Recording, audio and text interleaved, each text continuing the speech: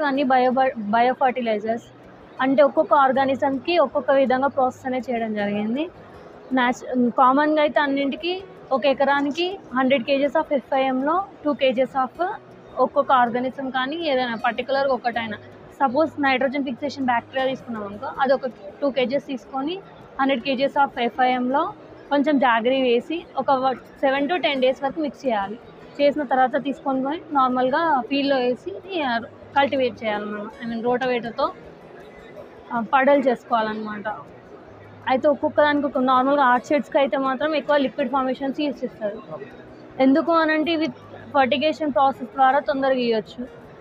ఎట్లా అంటే ఇప్పుడు 200 లీటర్స్ ఆఫ్ వాటర్లో 1 లీటర్ ఆఫ్ లిక్విడ్ని యూజ్ చేసుకొని ఒక్కొక్క ఆర్గానిజం అనేది రిలీజ్ చేస్తూ ఉంటారు. ఇది ఫర్టిగేషన్ ప్రాసెస్. ఇవి నార్మల్గా మదర్ కల్చర్ నుండి డెవలప్ చేస్తారు. అది లిక్విడ్ ఫార్ములేషన్స్ మాత్రం 1 year ఉంటుంది. నార్మల్గా కాస్ట్ వచ్చేసి మాత్రం ఈ క్యారియర్స్కి అయితేనేమో కేజీ 100 రూపీస్. ఇవి లిక్విడ్స్కి అయితేనేమో లీటర్ వచ్చేసి 300 రూపీస్.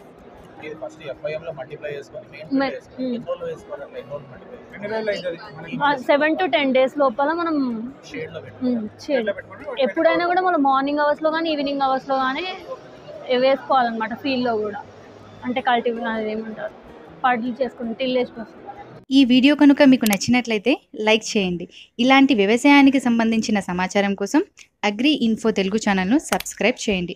మీ విలువైన సలహాలను కామెంట్ రూపంలో మాకు తెలియజేయండి. Thank you.